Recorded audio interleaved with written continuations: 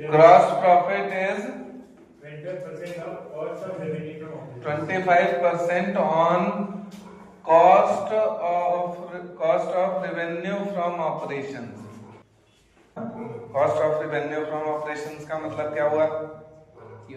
COGS. Very good. ये जो एक टर्म है ये अपने आप में इसका मतलब क्या हुआ? COGS। खाली अगर रेवेन्यू फ्रॉम ऑपरेशन कहे तो सेल का मतलब ये COGS है कि COGS यहाँ आती है, सेल यहाँ आती है और जीपी यहाँ आता है। जीपी 25% किस पे है समझ आ रहा है? इसका मतलब ये 25 है तो 100 क्या है? 100 क्या है? 25 तो जीपी है, COGS 100 है।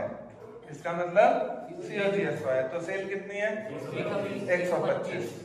आगे बताओ क्वेश्चन में। revenue from operations or twice its cash revenue from operations. देखो cash plus credit equals to total sale. अब क्या कह रहे हैं? Credit revenue from operations or twice its cash revenue from operations. Twice, यानी कि ये अगर x होगा तो वो 2x होगा। Very good. Equals to total sale. Total sale दे रखी है, कुछ दे रखा है? Credit revenue from operations. हाँ, क्रेडिट रेवेन्यू दे रखे हैं। इसका मतलब इस 2x की वैल्यू दे रखी है कितनी? 4 लाख। 4 लाख। अगर 2x की वैल्यू 4 लाख है तो x की वैल्यू 2 लाख। x 4/2 लाख आ गई। इसका मतलब ये कितना है? ये कितना है? 4 लाख और ये कितना है? 2 लाख। इसका मतलब टोटल कितना है? 6 लाख। टोटल सेल कितनी है? 6 लाख। तो सेल को डाल दो 6 लाख आ जाएगा। और कुछ तो नहीं कह रहा है? नहीं। तो जीपी रेशियो क्या होगा बताओ? GP upon net cell into 100 upon net cell into 100। GP कितनी आई?